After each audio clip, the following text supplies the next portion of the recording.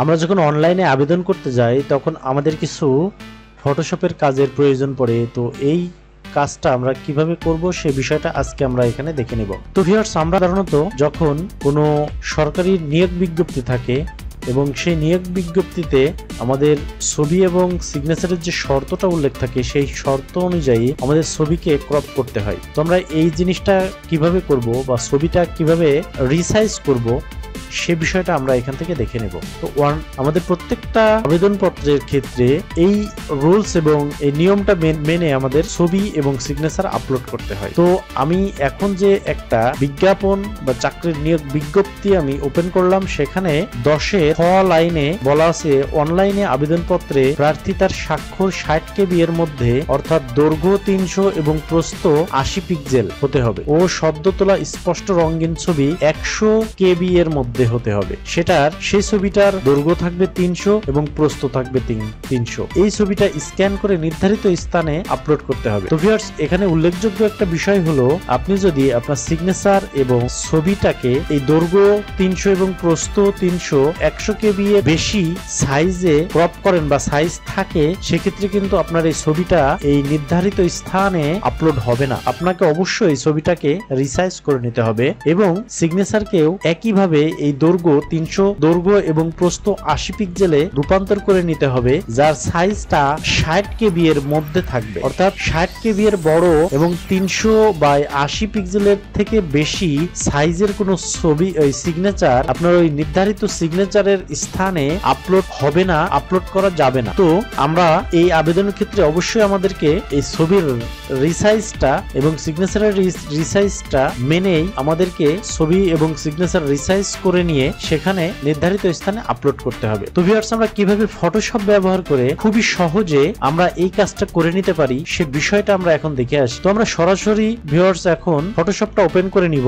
তো ভিউয়ার্স, এখন আমরা ফটোশপটা ওপেন করে নিলাম। ফটোশপটা ওপেন করে নেওয়ার পরে আমরা এই ফাইল মেনুতে ক্লিক করব। ফাইল মেনুতে ক্লিক করার পরে আমরা দ্বিতীয় যে অপশনটা পেয়ে যাবো সেটা হলো ওপেনে ক্লিক করে আমাদের ছবিটাকে সিলেক্ট করে নিতে হবে। তো ভিউয়ার্স, এখানে আমি আমার ছবিটা সিলেক্ট করে নিলাম।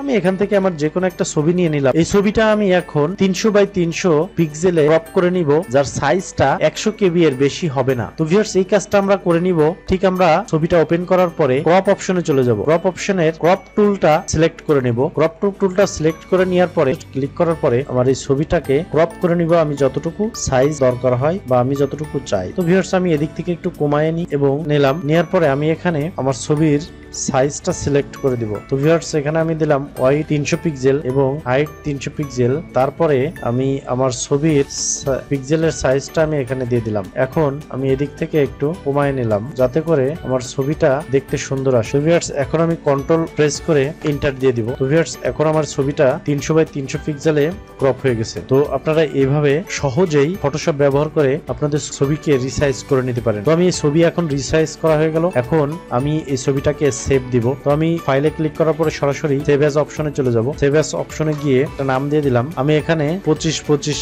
নাম্বার দিয়ে আমি এই ছবিটাকে সেভ করব। তো ভিউয়ার্স, আমরা যে ছবিটাকে আপলোড করব সেটা আমাদের অবশ্যই জেপিজি ফরম্যাটে নিয়ে নিতে হবে। তো আমরা জেপিজি ফরম্যাটটা সিলেক্ট করে দিলাম। তো আমি এখানে 2525 লিখে আমি আমার এই ছবিটাকে সেভ করে দিব। তো আমি ডেস্কটপে সেভ করব। ডেস্কটপ সিলেক্ট করে নিলাম। নেওয়ার পরে আমি এখানে সেভ অপশনে ক্লিক করলাম। এখানে দেখতেছে ইমেজ অপশন বা ইমেজের কোয়ালিটি আমি হাই দিয়ে দিলাম। আপনারা আপনাদের হাই ব্যবহার করবেন। এরপর আমি ওকে প্রেস করলাম। ওকে প্রেস করার পরে আমার ছবিটা ডেস্কটপে সেভ হয়ে গেল। তো ভিউয়ার্স, আমি যে ছবিটা ডেস্কটপে সেভ করেছি সেটা হলো এই 2525 যে নামে যে ছবিটা আমরা রিসাইজ করলাম সেই ছবিটাই। তো ভিউয়ার্স, এখন আমরা দেখে নিই আমাদের ছবিটার যে সাইজ আমরা চেয়েছিলাম সে সাইজটা আমাদের আছে কিনা। তো আমি প্রপার্টিসে গেলাম। প্রপার্টিসে গিয়ে আমি ডিটেলসে গেলাম। ডিটেলসে গিয়ে ভিউয়ার্স, আমি এখান থেকে দেখতে পারছি ডাইমেনশন 300 বাই 300, ওয়াইড 300, হাইট আছে 300, হরিজন্টাল রেজুলেশন আছে 80 এবং ভার্টিক্যাল রেজুলেশন আছে 80। তো ভিউয়ার্স, আমাদের চাহিদা অর্থাৎ যে রিকোয়ারমেন্টে আমাদের ছবিটা চেয়েছিল সেই রিকোয়ারমেন্ট অনুযায়ী আমরা এই ছবিটাকে সাইজ করে নিলাম বা ক্রপ করে নিলাম। তো ভিউয়ার্স, আমি এখানে ওকে প্রেস করব। ওকে প্রেস করে আমি এখানে বের হয়ে গেলাম। এখন ভিউয়ার্স, আমি ফটোশপে চলে গেলাম। তো ফটোশপে গিয়ে এখন আমি আমার যে সিগনেচার ছিল সেই সিগনেচারকে রিসাইজ করে নিব।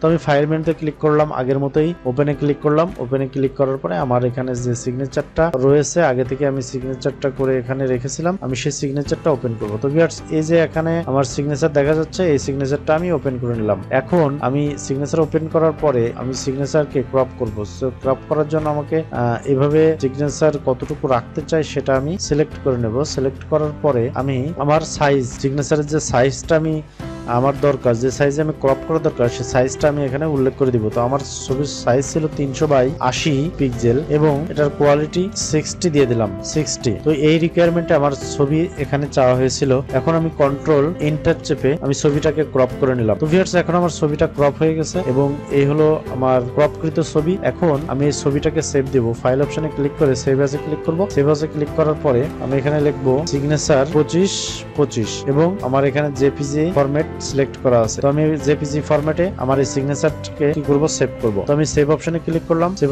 অপশনে ক্লিক করার পরে এখানে কোয়ালিটি হাই থাকলো। এখন আমি ওকে প্রেস করব। তো ওকে প্রেস করার পরে আমার ছবিটা সিগনেচারটা ভিউয়ার্স দেখেন এখানে সিলেক্ট হয়ে গেছে বা ক্রপ হয়ে গেছে। এই হলো আমার সিগনেচার এবং এই সিগনেচারের পরে আমার যে সাইজ অনুযায়ী আমি এই সিগনেচারটা চেয়েছিলাম সেটা পাই কিনা আমি রাইট বাটনে ক্লিক করে প্রপার্টিসে গেলাম। প্রপার্টিসে গিয়ে ডিটেলসে গেলাম। ডিটেলসে গিয়ে আমি আমার এই ছবির যে রেজলিউশন আছে সেটা আমি দেখে নিব। তো আমার ডাইমেনশন এখানে আছে 300/80 যেটা আমি এখানে সিলেক্ট করে দিয়েছিলাম এবং হোয়াইট আছে 300, হাইট আছে 80, তো হরিজন্টাল আছে 60, ভার্টিকুলার আছে 60। তো এইভাবে আমরা ছবিটাকে আমাদের যে চাহিদা বা রিকোয়ারমেন্ট সেই রিকোয়ারমেন্ট অনুযায়ী আমাদের ছবিটাকে ক্রপ করে নিতে পারি। তো আমি এখানে ওকে প্রেস করে বের হয়ে গেলাম। তো ভিউয়ার্স এই ছিল আজকে আমাদের ভিডিও। আশা করি আপনারা ভিডিওটা সুন্দরভাবে উপভোগ করেছেন এবং আমার ভিডিওটা দেখার পরে আপনারা ছবি সংক্রান্ত বা ছবি ক্রপ সংক্রান্ত যে ঝামেলা ছিল সেই ঝামেলাটা আপনারা এখান থেকে নিষ্পত্তি করতে পারবেন। অর্থাৎ আপনাদের আর কোনো ধরনের হ্যাসেল বা কোনো সমস্যায় পড়তে হবে না। ফটোশপ ইউজ করে